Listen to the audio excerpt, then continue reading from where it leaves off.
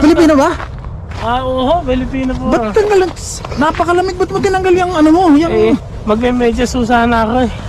Dahil Andiyan sa bag mo? Opo, andito sa bag. Dahil napakaginaw. Oh my goodness, pare, ba't? Ay, Ano pangalan mo? Namumulit lang tayo ng mga basura sa mga bukas na. Pwede pa naman kainin niya. Ano pangalan mo? Ano naman yan? Ako po si Joey De Guzman. Tapos may tubig. Inom lang, nauhaw po tayo sa paglalakad. Ay, Kalkal ng basura eh. Hadami. Nakapagbasura ka na? Ay, opo, ito. Nagbenta ka na? Ano yan? Hindi pa po. Kalakal pala. Ito peanut butter na iyon. Bukas na pero... Parang may pwede pang amag gamitin. naman eh. Popcorn. Oh, popcorn. Magtipid mo tayo sa pagkain dahil ang dami nagugutom. Kaya magsakay, pwede pang gamitin yan. Hindi pa sira. Oh my goodness, napakalamig pre oh. Napakaswerte nung. Anong taga saan ka sa atin? Ano po ako, Saragossa. May Baisiya po.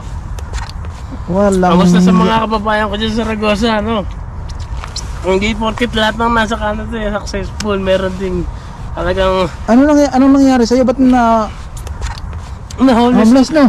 Na-homeless po tayo dahil ng aking relasyon dati. Kalod doon napakalamig ko. Ano ka? Nanlalaki po pala siya. Yun ang Tapos pinakamasakit. magsusugal pa yung babae. So lahat ng iniipon ko, akala ko. Kaya nasa luck ka sa ganyan? Opo. Pagtingin ko, sira ang naipon. Tapos sumama na sa ibang babae, ay sa lalaki. Kuhanin mo muna yung medyas mo. Opo, tayo. Ito pong boy sa Canada eh. Kumain ka na ba?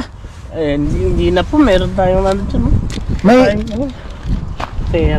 May ano ka, may pamilya ka sa Pilipinas? At ano po yung mga tiyuhin ko sa Angeles, Pampanga. Oh, dito sa Ay, wala po sa Calgary. Saan ka nung galing ka sa Pilipinas? Ilang taon ka na rito?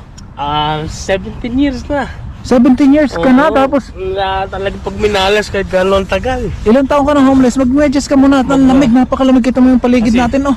Ano na po tayo, mga 6 months ng homeless. Okay lang naka-record ha? Sige po, mag-record ta para mag-inspire tayo ng mga tao dyan. Pero tignan nyo ako.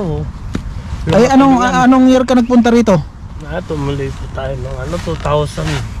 Not mistaken, 2005 or 2006. Oh, saan ka bumagsak simula nung dumating ka sa Pilipinas? Ang lugar dito sa Canada? Ano lang po, Calgary talaga lang. Sa Calgary talaga? Opo. Tapos yung asawa mo, nakasama mo pa rito? Nakasama ko rin po siya. Pero lumipat na ng Vancouver kasi yung may mahal na asawa ng puti. Yan ang May asawa naman pala puti din. Yan ang nagiging problema ng kapwa natin Pilipino. Gaya mo, depression yan malamang kasi kakaisip. Lagi akong gabi-gabi naiiyak bago matulog. Hindi ako makatulog, ikot ako na ikot. Gusto ko na magpakamatay minsan eh. Huwag mong huwag mong... Buti wala kami naging anak. Iisipin yun. Ay, wala kayong anak, hindi kayo nag-anak. Pero yung bago ka naging homeless, saan ka nagtatrabaho? Sa po tayo, nursing home. Nurse po tayo sa Pinas. Pag talaga yung malas ay dumating kahit titibagin ang matitibay ng mga Kaya nga walang matibay na lalaki pagka yung mahal na mahal mo yung asawa mo, yung walang matibay diyan. Opo. Basta puso ang pinag-usapan, walang matibay na lalaki diyan. May plano ka ba na lumabas sa lugar na ito? May ang pangarap ko po makalabos na sana ako by February kung matuloy yung student loan. Okay, yung maganda.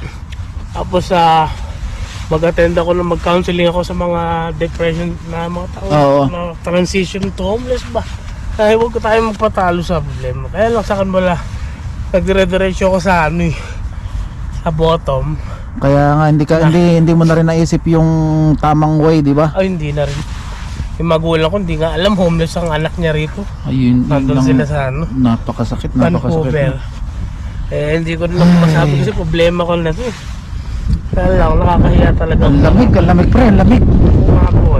Talaga kami nasanay na. Mga dry balat.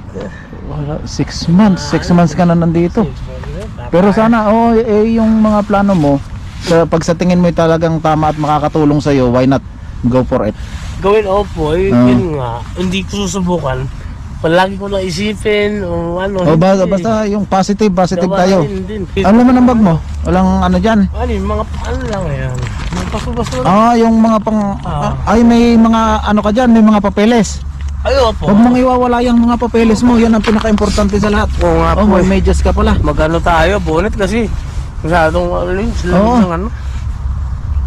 Minsan na hypothermia, namamatay rito sa Calgary mga kababayan. Sobrang lamig, nakakatulog.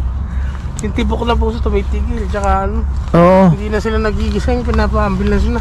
Ito guys, yan yung paligid natin ngayon. Tapos meron din dito homeless mga kababayan. Ang homeless alam pinipiling lugar. Kaya nga. Pero naglalakad-lakad ka. Naglakad-lakad ka dito. Opo, kung sa basurahan, makakakal na pagkain. Pwedeng ano, pag may cellphone, binabalik ko naman. Sinusurrender ko sa City Hall. May C-train. Kaya bahala na sila makipag-ugnayan doon. Kaya ako po maagat gabi, napaka-isip ng isip, iyak.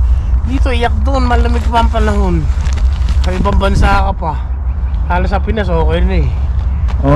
Banyagang bansa ka ng homeless na ka pa. Tara, kain muna tayo, no? Kain muna tayo ng mainit-init para mabawasan yung ano, yung may prangkaso pa matindi, lamig na lamig ka, kaya namimilipit ka. Nga po, kanina po. Kailangan dalawa na ganyan eh.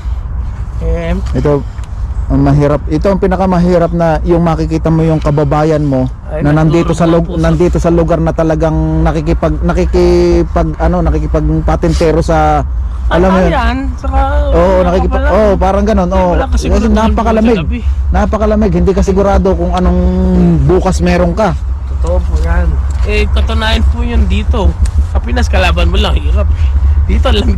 Kaya nga, yung weather ang kalaban mo talaga dito, lalo pagka ganyan, Okay lang naka-record, ha? Okay lang. Record nyo na hindi porket nasa ibang bansa kita, tayo, hindi na tayo tinulog mo, itapon mo na yan, sigarilyo, mamulot tayo na. Itapon mo na yan,